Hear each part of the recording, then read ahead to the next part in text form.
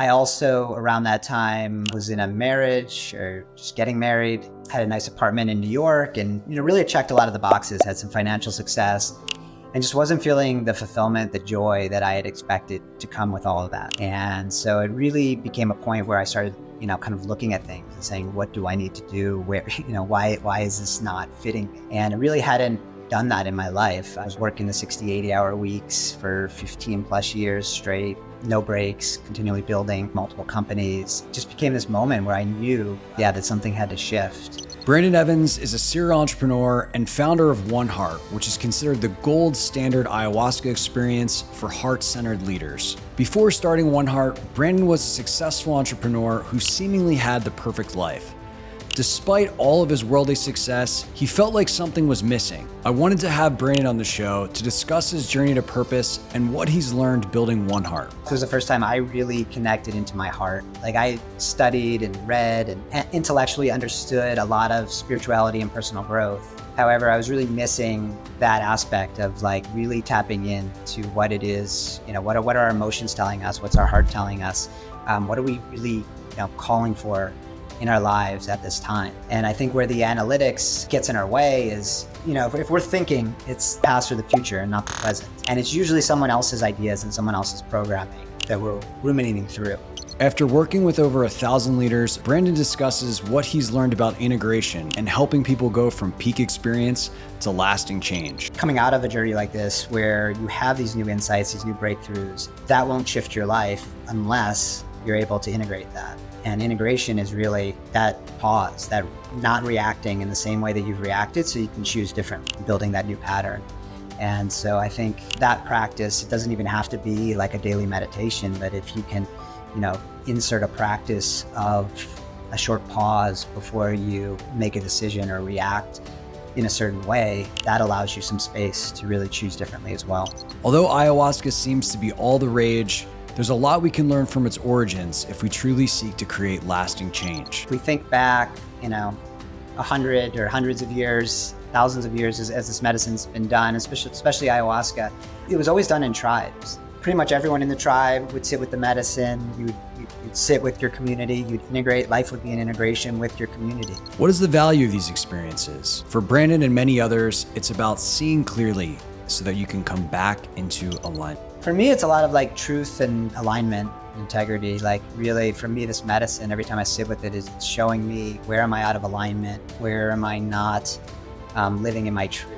And I think that's where, all those conversations we have in our head, they're usually not because you're living in your truth and because you're operating, they're usually things you're trying to convince yourself of or convince yourselves out of.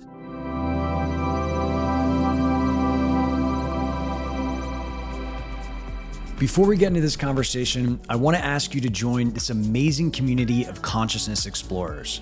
This whole idea of pursuing expanded consciousness and the boundaries of human potential while living a modern life is relatively new, which is why we interview revered masters, teachers, experts, and practitioners to help you on your own journey. To stay up to date on the latest conversations, simply click subscribe below and you'll be notified each time a new episode comes out. I am so grateful for all of your support and comments. I love reading them.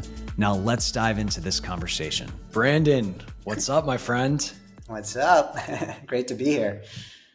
It's great to have you on the show. It's been such a delight to get to know you, and I feel a deep kinship with your journey in many ways. And I think maybe where I want to start this conversation is just giving a little bit of background on where you were in your life and when you realized that perhaps things needed to change. Yeah. So I think taking you back about 7-8 years, I was in New York, super hustler, super type A, building companies. I had built one company. We sold that before the deal even went through. I had spun off another company, raised VC money from a prominent West Coast venture fund, and was quickly building that company up. And spent a few years building that company and had a lot of success, built that to about 100 employees quite quickly. And then my investors came knocking on my door, asking me to raise more money. And that was really the moment for me where kind of my stomach dropped, and I realized something wasn't quite right. I wasn't excited to raise that additional money. I realized that I was kind of approaching 40, and just started thinking about like what contribution I really wanted to make to the world and to society. And, could I invest another 5, 7 years plus in this company? I built a great culture. I loved the people I was working with. However, the work itself was a lot of like helping big corporate companies sell unneeded, unhealthy products, and just really felt a call to do something different. I had no idea at the time what that looked like. Um, I also, around that time, was in a marriage or just getting married, and had a nice apartment in New York, and really it checked a lot of the boxes, had some financial success, and just wasn't feeling the fulfillment, the joy that I had expected to come with all of that. And so it really became a point where I started, kind of looking at things and saying, what do I need to do? Where, why is this not fitting me? And I really hadn't done that in my life. I had always been spiritually curious. I'd read a lot of books. However, never really took the time. Was working the 60, 80-hour weeks for 15 plus years straight, no breaks, continually building multiple companies. And it just became this moment where I knew, that something had to shift. And that's really where a lot of my journey and my exploration began. And how like, I think, there's a lot of people listening to this that might be in the same position, Mm-hmm. right? They have that kind of inkling that's like, this isn't what I thought it was. How long did you spend in that period of kind of knowing before you decided to do something about it? Yeah, well, something was done for me, which often happens with the universe, in that I was fired from that company. I refused probably at least a handful of times to raise the money, and eventually the investors came to me and said, we'd really like you to step down, and so we can take this company to the next place. And there was almost a sense of relief. I had never been fired. I'd never really had a major failure before in my life. And I felt this relief because I knew that needed to happen for me to get to what was next. And around that time, I was introduced to ayahuasca, and that really supported me in my journey of just really expanding and exploring what else was out there and getting deeper into myself and what was calling me. And after getting fired, I spent about 2 years. I mean, still had the type A, was trying to start companies and do things during that time a bit, and took some time to travel in Southeast Asia. It was the first time I really traveled by myself and really took significant time off. And then I was also introduced to a lot of other modalities, coaches, men's work, different programs. I did coaching certifications, breathwork, yoga, all of it, and really put a lot of things together and started making a lot of shifts in my life. And when I kind of, after those couple years, I was really at my 40th birthday, and I had written this article called Lost on Purpose, which I shared with you. And it really talked to my journey. And I originally wrote it because I really didn't know how to explain to others, including my parents and friends around, like who it was that I was at this time. Like they all knew me as this fast talking, fast walking, startup guy.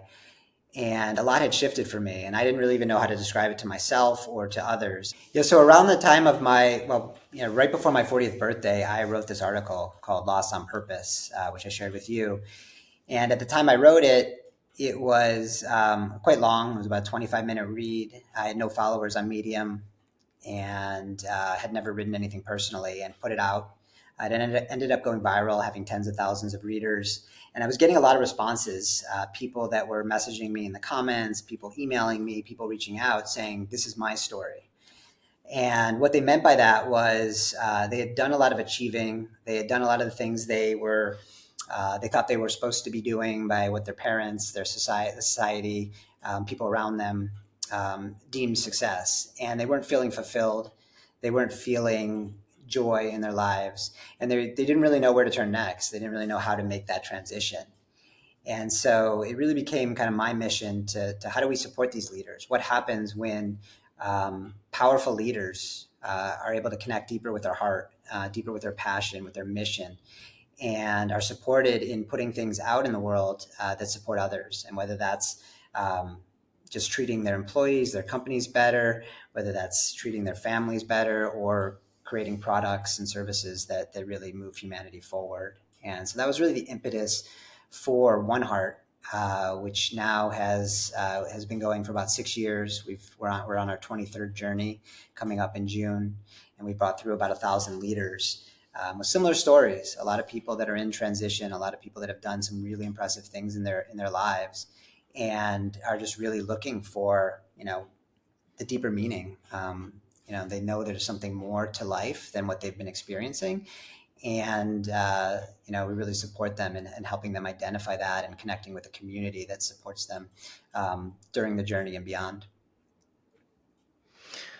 I love it, man. And I definitely want to get more into 1Heart, but I do want to take this opportunity to zoom in on kind of a key point that you mentioned, which is, that first introduction to ayahuasca and then what preceded. And I actually thought it would be great just to read this passage from the Lost on Purpose article, which will be linked in the show notes, because I think this is like a very important point for people that are kind of considering this, considering doing this.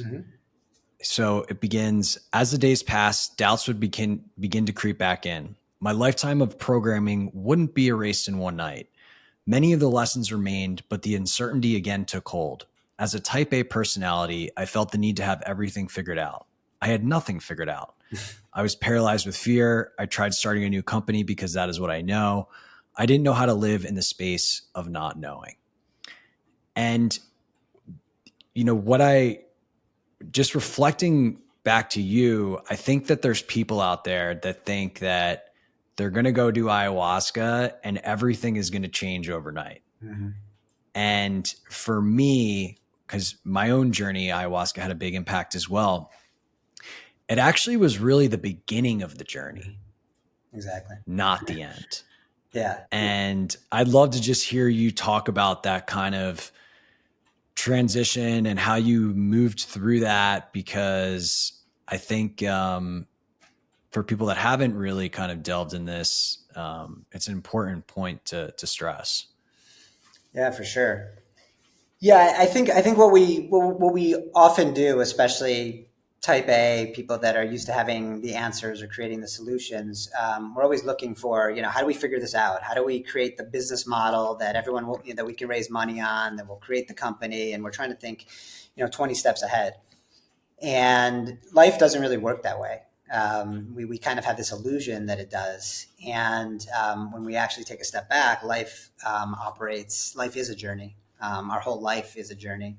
And I think oftentimes we're trying to get to the end, whatever that means, or we're trying to get to, this step so we can be happy, or this step so we can, be financially secure, or whatever that might be. And the reality is, as long as we're breathing and here on this earth, we're here to learn, we're here to grow, that there's opportunities for us. And it's really, I think this, as you said, the start of the journey, it's the start of the journey. It's really the opening to, okay, there's more out here. And I'm going to spend my life, really observing and looking at that and being aware of the opportunities that come. And in my experience, what often comes is then you start to see more synergies. You start to see synchronicities happen in your life. People start to show up that are more aligned with who you are. Opportunities start to show up that are more aligned with who you are.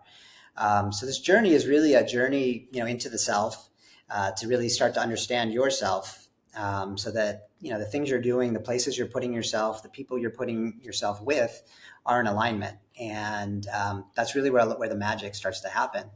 And it continues to happen. And that's where the sweetest nectars of life are, in my experience.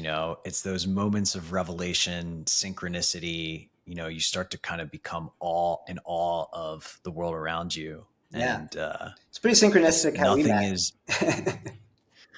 I mean, just a quick note on that story. I was literally at a juice bar in the middle of Costa Rica, and Brandon was sitting at the bar, and I had heard of 1Heart because, many entrepreneurs I know that have decided to explore this part of themselves have recommended it as a kind of first class experience. And so, yeah, that that definitely had some universe juice behind it. Yeah. And I think one pattern I've Well, the other part of that noticed. story that I think is pretty cool is like, then after that moment, we had kind of connected for a brief moment. And then after that moment, I happened on one of your articles, which I felt had a lot of synergy and just really connected with, the Lost on Purpose article I had written in my story. And I reached out to you and you were like, hey, we just met in Nosara a couple months ago. And so I love when things like that happen and people are brought together in that way. And here we are. Yeah, it's the best. One pattern I'd love to talk to you about is, and I don't know if this is what your experience was like, but it was certainly mine. For people that are type A and very externally oriented, you have that hard charging way of being for so long in the outside world.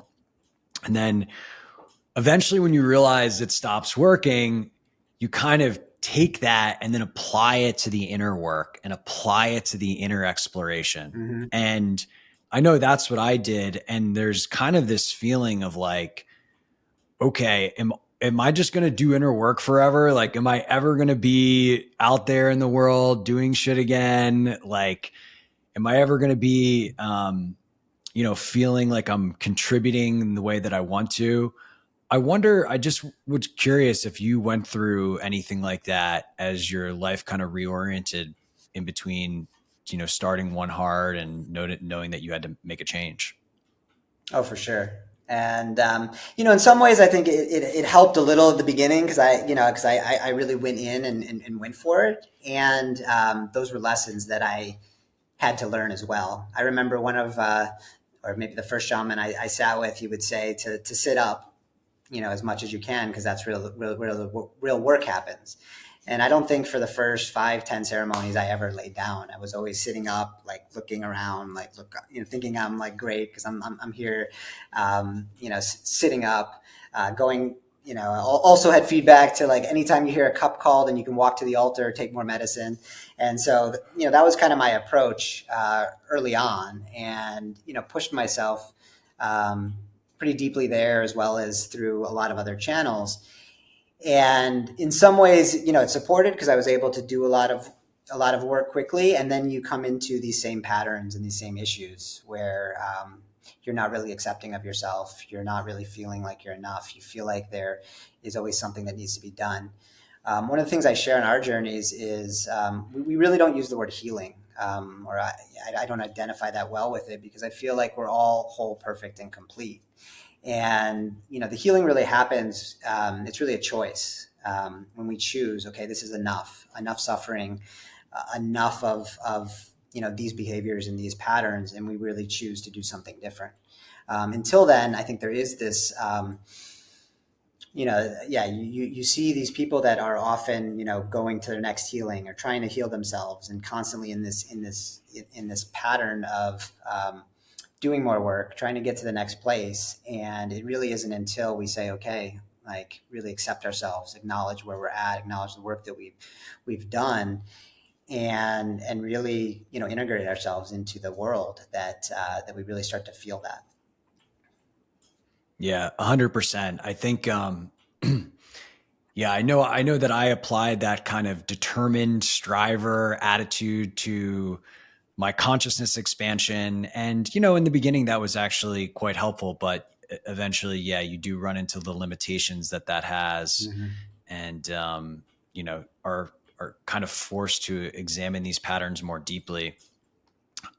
What advice would you have for someone who's kind of in the midst of that inner or like reorientation, that is kind of wondering like when they're going to be out in the world doing their thing again, when those changes are going to express, that maybe that hasn't happened yet?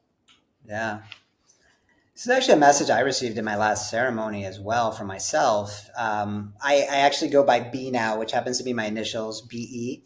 And I think they say that, we focus and we teach the stuff that we most need to be taught.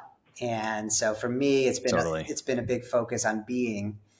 Um, and in that focus on being, one of the things I was shown in ceremony, I was trying to resolve issues, and I was kind of sitting there and just really wanting to be like nurtured and held, and just wanted like a break, like give me some time to like work through these things.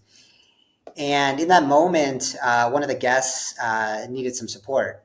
And I looked around to see, like, oftentimes my team jumps up and and supports, and no one had jumped up. And I'm like, I guess it's me.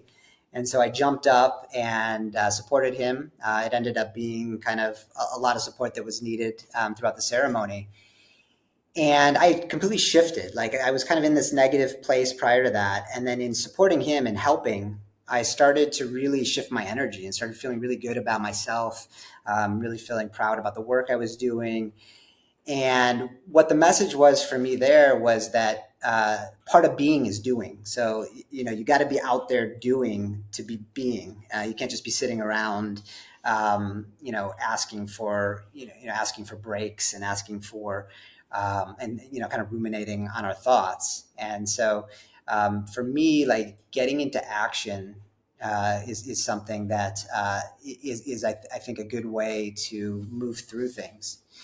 I've been hearing, I've heard I don't know the exact stat, but I heard it in multiple places in the last few weeks around just how healthy like doing chores is for our mental, for our mental state.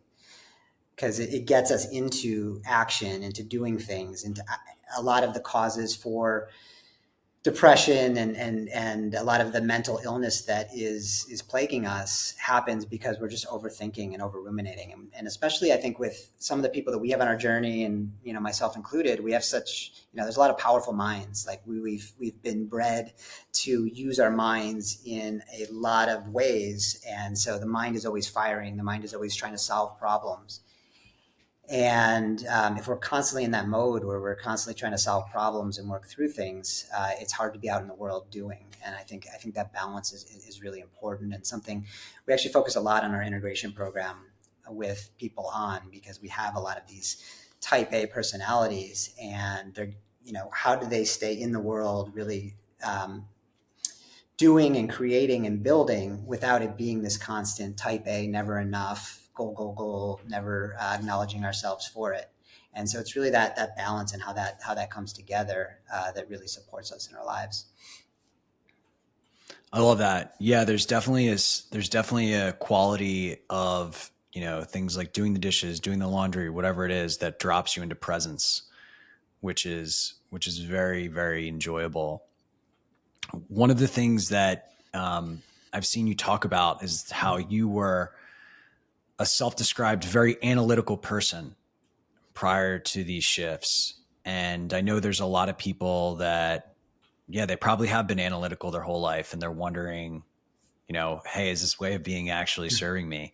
I'm curious how that shifted as you really started to prioritize this work in your life, and what the benefits you've received from, incorporating other ways of being and more sources of intelligence. Yeah. Well, I am still very analytic. It'll probably be a lifetime journey.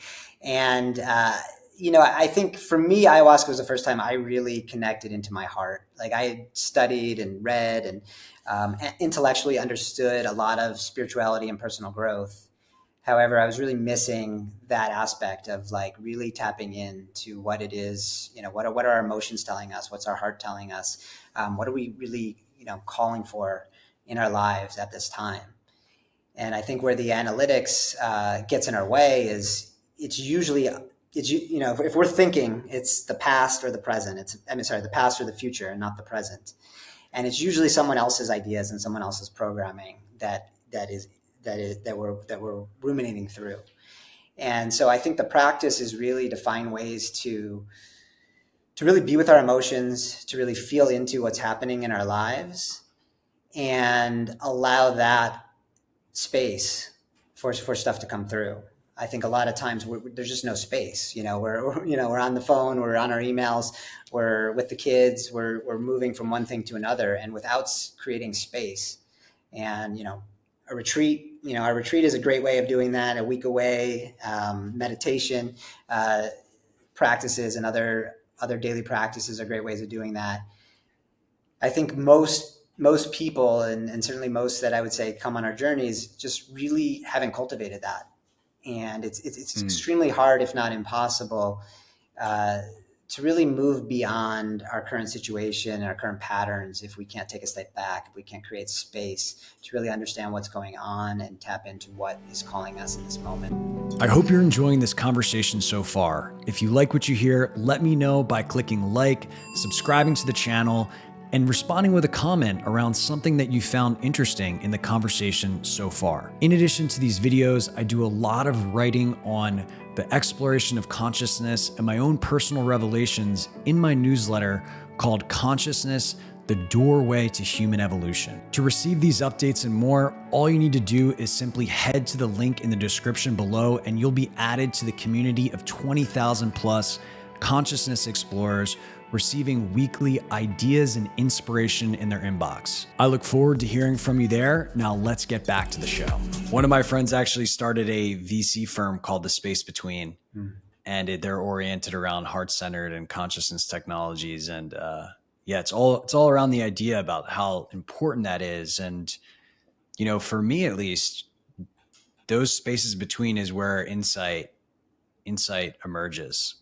For sure. It's where that inner knowing, it's where that heart intelligence emerges. And as we start to make contact with that, it actually becomes a greater priority to be in the conditions where those things occur. And, our preferences around constant doing, constantly consuming, constantly being productive kind of shift. I'm not, I don't want to go back.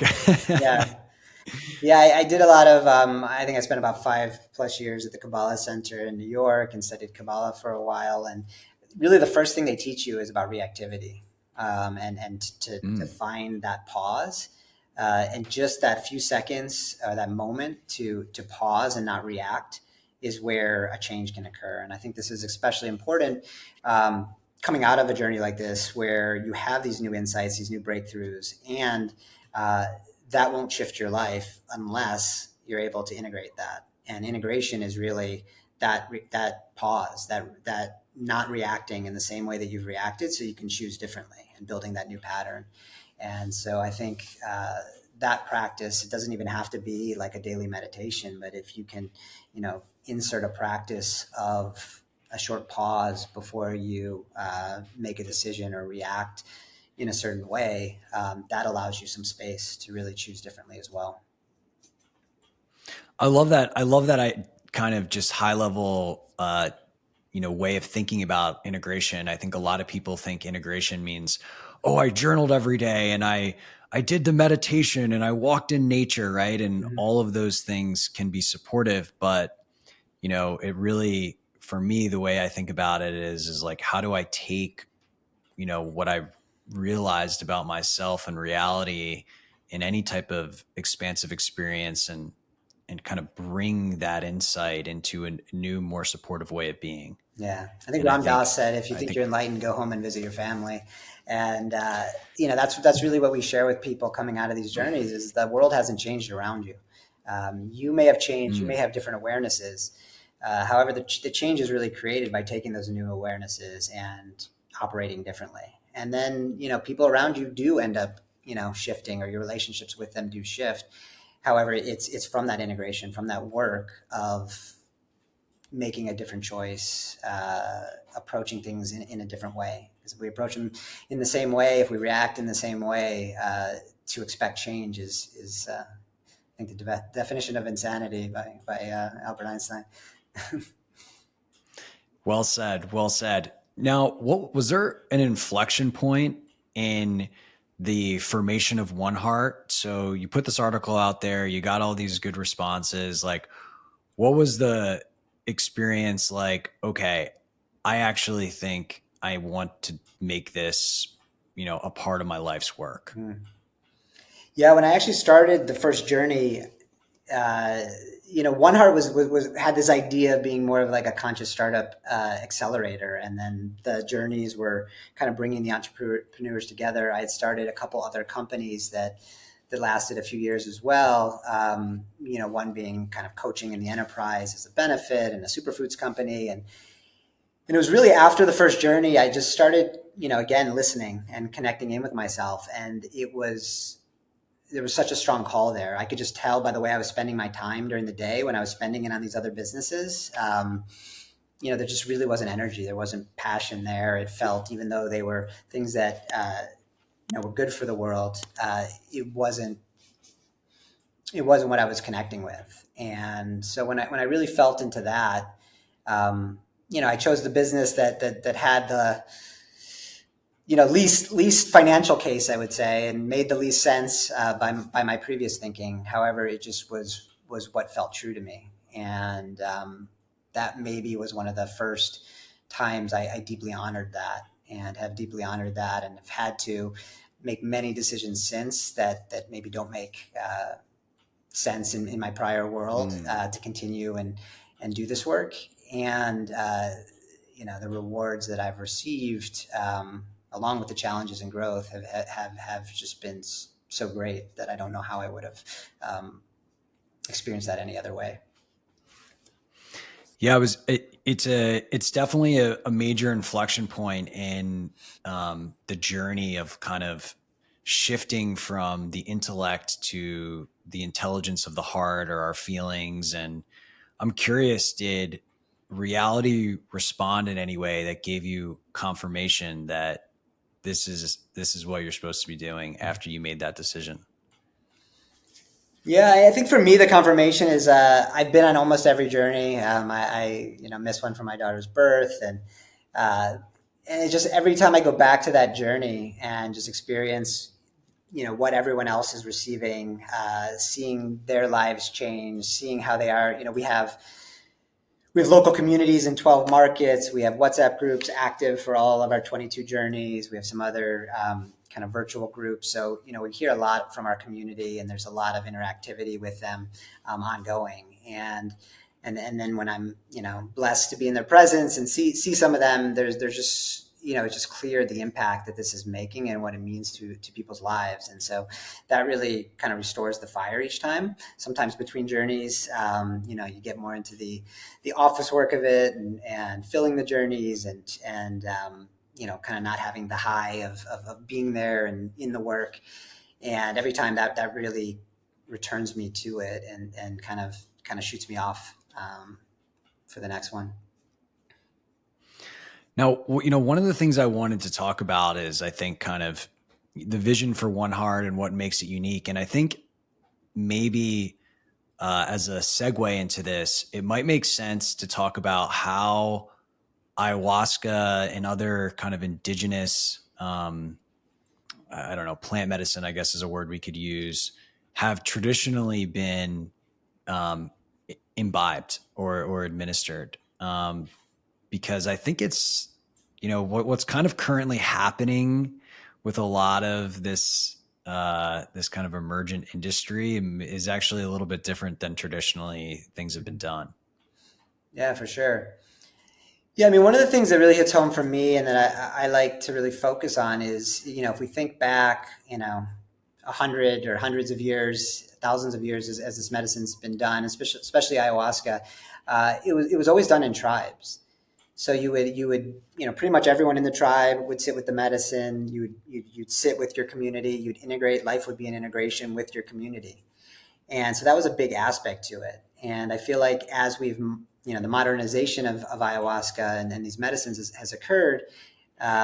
You can pop down to Peru on a solo mission, or you can, go to Topanga for the weekend, or wherever it is that the medicine is served. And obviously you're communing with a beautiful spirit, a beautiful medicine. However, without that community aspect to support as you go back, without others in your life that see you at your highest, that want to see the best for you, that are on this path with you, I think the potential of these medicines is far less. And so that's really been the core focus. We say community as medicine at 1Heart. And I think we get that feedback often in that, we have a lot of people that are like, even if we didn't drink ayahuasca here, this would have been the most profound experience of my life. And, a lot of that is due to the community, the connections, seeing how others can really live and support each other in ways that many are not accustomed to in our busy lives in cities or where have you. And so, and then that connection to nature too, getting out to Costa Rica, being in that energy, reconnecting with nature. I was just talking to someone who was on our last journey yesterday and lives in Miami. And he was just like, I got to get back to Costa Rica. I know I'm going to be there, at some point soon. And we've had people already move to Costa Rica where I've moved. We have a lot of people that wanting to spend more time in nature wherever they live and really connecting with that. And it's such a huge part of who we are. Like we, for almost our entire lives, we were at one with nature and living in nature, and we've kind of removed that and community. So we've removed nature and community, which are, the pillars of our lives, in many ways from the ways that we're living in the modern world. And so the return to those two things is huge. And these medicines, can really support and help you, recognize that, as well as just the reverence in the ceremony of life, which is something else we really talk a lot about on the journeys, and like having intention with what we're doing, blessing our food, or whatever it is, just acknowledging the moments, acknowledging things around us. In this last journey, and all journeys, but in this last journey in particular, I noticed a lot of really fast moving people, just like walking really fast through this. We're in this like gorgeous, amazing place, and they're just like running to the bathrooms. And then as the week went, many of them started speaking to like how they just recognize they need to slow down and what's around them. And like, we're in nature's habitat, and yet we're just like, kind of running, Right. running through it like we own the place, and just really understanding the symbiosis of that, is really important and beautiful part of this journey. I love so many things you said there. I'm kind of smiling on my end because the first ayahuasca ceremony I did, everyone was saying, "Oh, take an extra day off," like after the ceremony. And I was like, "Oh, I can't do that. Like I need to get back to work, and I need to, that's too, I can't do that." And, it really, to me, like I had that experience. I dove immediately back into work. I had the most meaningful experience of my life at that point, and I didn't really have anyone I could talk to. I knew one friend. This was a little over 5 years ago. I knew one other friend that had done ayahuasca at that point, and I called him, and we had a like, dude, oh my God, like session. But that was kind of it. Yeah. And I was really left to books and podcasts to further explore my experience. Mm-hmm. And man, I would have loved some type of container to continue that exploration and integration with the people that I had done that with. Yeah. And that just wasn't built into the experience. It was kind of like you show up, you have this epic thing happen, and then you go home and you just figure it out on your own. Yeah. Yeah. I'm laughing too. My first experience was in a old yoga studio in Greenpoint, Brooklyn, and just showed up. I had heard about it like 2 weeks prior. It was the first time I ever heard about it. Just was like, I'm in. Showed up there knowing basically nothing. Some guy came over to me and talked to me for a few moments. He had been to Peru and gave me a few tips, or I don't even know if I would have made it through the ceremony. And after the ceremony, Ubered back home. My Uber was pulled over. The guy was literally just like moved to the country, was like the worst driver I'd ever experienced, driving the wrong way on Kent down Brooklyn, and had to walk home with all my stuff from where he got pulled over, because the cops like, it's going to take a while. So that's how not to do it. And I guess it got me here. But yeah, I would say about 70, 80% of the people that join us in our journeys are first timers. And we have an 8-week program. We have a preparation program before that includes live calls and support and a pretty detailed guide, and a 5-week integration program after. And so, those pieces are just, lessons learned and our own experiences. How can we really support people in this work? Because there's just, it's almost exponential, the amount you can gain from it with the proper support, the proper community versus, the medicine on its own. What would you say if people are, kind of on the edge of doing ayahuasca for the first time, what are the considerations and evaluation criteria they should be thinking about when they're looking at, different retreat centers, places to go do this? Yeah. So I interview everyone before our journey. So I have a lot of these calls, and what I'm usually looking for is, spend a lot of time on, what's calling them. And usually if people are on the call with me and this is coming up in their field, often multiple times, there's something there. And I think, there are times when someone just hears it's cool from a friend and, is on that call. But I think traditionally or typically it's really just a calling that there's something more out there. There's something more that gets to be explored, and there's an openness to see what that is. And there's often and almost always fear that goes along with that as well. Obviously, there's fear in the unknown, there's fear in change. However, really that openness to, do you really want to know, do you really want to know what's out there? Do you really want to understand what fears, what limiting beliefs, what things are holding you back, where your blocks are, or do you want to continue on as you are? And I think, that desire, that fire that gets ignited for change is often, where I find people on our calls. Yeah. And, I think kind of in both of our experiences, that desire for change often comes on the other side of, a lack of contentment or things not being what you anticipated. It's kind of almost like you got to go down the valley to get to the base of the mountain to climb again. Yeah, for me, it's a lot of like truth and alignment and integrity. Like really, for me, this medicine, every time I sit with it, it's showing me, where am I out of alignment? Where am I not living in my truth? And I think that's where, all those conversations we have in our head, they're usually not because you're living in your truth and because you're operating. They're usually things you're trying to convince yourself of or convince yourselves out of. And I think it's, really about, how, and that's really how you find peace, is like, how do you live in your truth? How do you live in your alignment? Sometimes that truth may feel inconvenient. It may be a challenge. It may, create some disruption in your life. And what I've seen, almost all the time, certainly the majority of the time, is amazing things opening for people once they get in alignment. When we're fighting against our truth, when we're fighting against our alignment, it's going to be struggle. Things are not going to open. Things are not going to be in flow in the way that we would like them to be. And so it's really, getting in that mindset where you want to understand yourself, regardless of what that message is. You want to understand who you are, what your truth is, what's in alignment, and desire to operate from that place.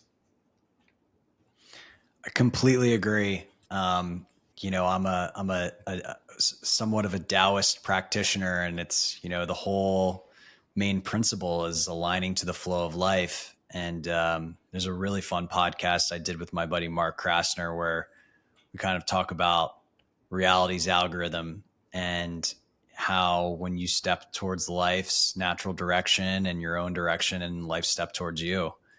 And it's just a magical thing. And I think, there may be some people listening that look at what you're doing and they're like, wow, this guy actually did it. He left all the startup stuff and is, doing this meaningful thing with ayahuasca, and he feels super aligned. And I know that I'm not doing what my life's work, but like for whatever reason, I have excuses why I can't do it. What advice or insight might you propose to people that find themselves in that position? Yeah. Yeah, and that's often where people are at, and oftentimes people are worried. Hey, does this mean I'm going to have to leave my relationship? Does this mean I'm going to have to leave my work? What does this mean? And usually what I share is it will show you what's at your highest, what's in greatest alignment, and obviously it's still your choice. People generally know anyway. That's why they're there. There's some Right. dis-ease that's in their life. There's struggle that's in their life. They're feeling like they can't, get ahead of whatever it is that they're constantly, in this loop, in this cycle. And so, yeah, it's really like what is the cost of living the rest of your life in that way versus the cost of identifying a truer path, and a path that can very well hold a lot of the things that you're likely looking for if you're here having a conversation with me, as far as deeper fulfillment, deeper meaning, joy. If you're happy with your life exactly as it is, and you don't want to make any changes, I hope. And if there is that call to just understand yourself better and align deeper with your soul, your heart, this is a great path to get to start that, at least. Totally. And, something you said earlier reminded me of this experience that I have, which is as you continue to stay out of alignment, it's like that friction will just continue to come up. Yeah. There seems to be some kind of overarching principle that life is trying to move you into alignment. And until you do it, signs are just going to keep getting bigger and bigger until it hits you over the head. Yeah. And so it's like when I was fired from my job, eventually, the universe will take care of some of that stuff. Unfortunately for some, it's actual disease and illness, from the stress of that. And I think that's where a lot of our illness and struggles come from, is that misalignment. And what the way I look at this experience and this medicine is a I don't know if I would necessarily say easier, but certainly quicker way to really understand that and make changes. And for me, I'd rather learn something in a 5-hour ceremony than in 5, 10, 50 years of life, if I can, that will support me in everything moving forward. Agreed. Now, you mentioned a 5-week integration program, and I think a lot of people, like, integration's kind of a buzzword. Maybe people have heard of it, maybe they haven't. What are the specific things that you guys see creates the best results after one of these experiences? Yeah. So for our program, I mean, a big piece of it is keeping the community together. And we have music, including live music, that brings people back into that ceremony energy. We do dyads, and people share and, share with the group. And then, content-wise, the program is really focused a lot around 2 documents, both of which I've received. One of which a 10-year visioning exercise I received during my travels at a New Year's retreat in a meditation and yoga retreat in Cambodia. And it was just this beautiful exercise of really identifying what it is we want 10 years from now, or what we want to create, and seeing that with all of our senses, and feeling that, and really living into that, not setting kind of concrete goals, but what does our life really look and feel like? And for most, they haven't done that. And when they do the exercise, which is also the case with me, oftentimes it's like, okay, this is never going to happen. It's 10 years out. And time again, it's like 2-3 years later, it's like almost all this has already occurred. And so that's a huge piece of it, and really putting a stake in the ground of what you want and what you're creating in life. And then the second is a personal manifesto that came to me in ceremony. I found myself making these agreements and commitments with my highest self of, and just as if it was like, my best friend, my father, my daughter, just making these commitments that I knew I would not break, and with myself. And then from that came these different sections in different areas, but it's really a document that helps you align, your mission, your values, understand your boundaries, your shadows, the different aspects that are influencing you, so that that's front and center. And typically coming out of these journeys, people have a lot of clarity. They're really connected to their highest self and that highest offering. And as we get back into the world, that starts to shake out of us. And so really capturing that post journey and having a live document that you can always reference, is a huge piece of that as well. So yeah, I would say for us, it's a lot of, and then there's also a lot of like practices in nature and et cetera that we really introduce, so that if people identify with things, they can bring those practices into their lives.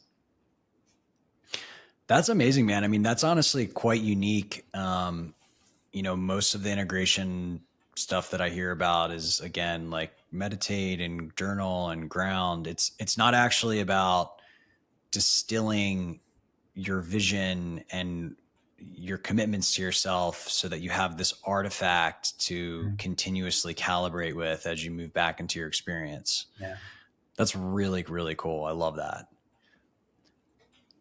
A question that I have for you, it seems like we're entering this, I don't know, phase of life where lots of people are hearing about ayahuasca, and more people are probably opening up places that you can do it, and it's becoming more accessible. How do you see this kind of broader industry evolving, and what do you think is important? What do you think is important to consider and to think about? Yeah, it's something I, when I think about it, can sometimes struggle with, in that, especially as you get into kind of the full-on legalization and putting these substances in the hands of pharma, which I think we've kind of seen where things go in those hands. So I think there's this balance of opening this up so more have exposure and can be served by these beautiful medicines. And how do we do that in a sacred context, and how do we maintain that sacred context? Because a lot of the legalization laws can potentially make it legal for clinical uses of the products, and then make it illegal for people who've been doing this for thousands of years, with customs and sacredness to do their work. And so I think for us, I mean, what I'm most focused on is like the experience that we have, and really, making sure, especially with a lot of first timers, that people really have the proper intro and understanding to these medicines, to the reverence of these medicines, to the history. And, we talk a lot at the end just in how to use things responsibly. We don't allow people to like come back right away on journeys. If people want to come back, we check in with them on their integration and a lot of factors.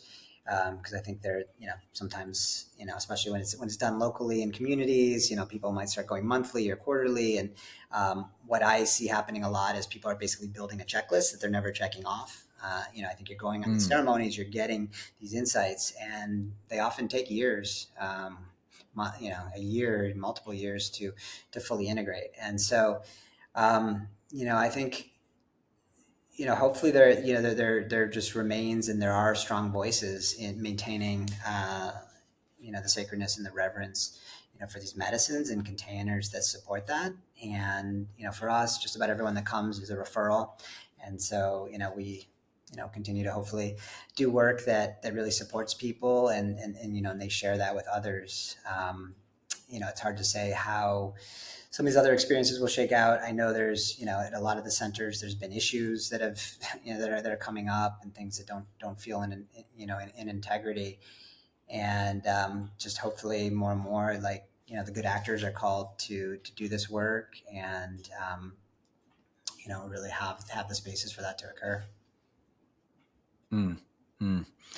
Yeah, well, I definitely admire what you guys are building and the experiences that you are giving people. It's truly amazing. I mean, I haven't worked with 1Heart, but my life has shifted dramatically by working with ayahuasca. And it's something I'm eternally grateful for. Yeah. I want to give you an opportunity just to share a bit more as we come to a close here about One Heart and how people can learn more, and maybe just I think you guys do a certain number of ceremonies a year, Mhm. but yeah, would love for you to just provide a little bit more information to listeners on that. Yeah, I appreciate that. Yeah, I think I've shared quite a bit. The core things that we really focus on that I think the people that attend our retreats usually call out. One is the community, as I mentioned. It's just a massive aspect to what we provide before, during, and after, and lifelong, and that's a huge piece. And we speak with everyone, we curate the group, and so just really bring together amazing people on these journeys.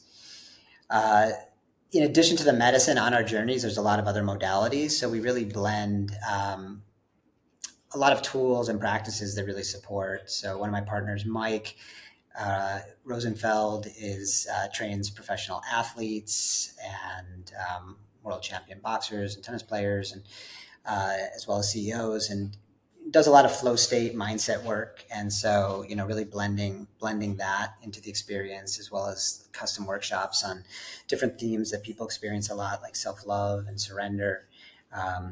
We have breath work and temescal and excursions, and a lot of different aspects that really create a full journey, so that there's a lot more opportunities for breakthrough outside of just the medicine, as well as integration on journey. And then we have the 5-week integration program, which we spoke about. So those are some of the real the real reasons people often join us, as well as the location in Costa Rica is just stellar and super magical. We do 5 journeys a year. We have one upcoming. I don't know exactly when this will air, but June 22nd to the 29th. We have one September 13th to the 20th, and then a New Year's journey that starts on December 30th and goes to January 6th. And then we have 5 dates, which we haven't published yet, for next year planned. And our website's 1heart.com. It's just the number 1 and then HEART.com.